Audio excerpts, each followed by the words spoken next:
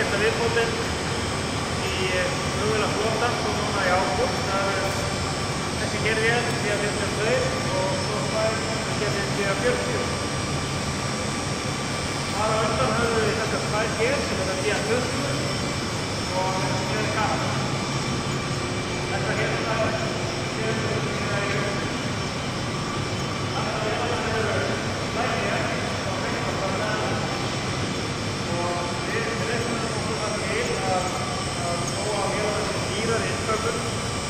að það spara svona vegna því að hvernig að vekta svona þetta í kipstum og hvernig helst að telja ábyrgðarvélar í 2 ár og læri vélar það hefur verið raunin í okkur.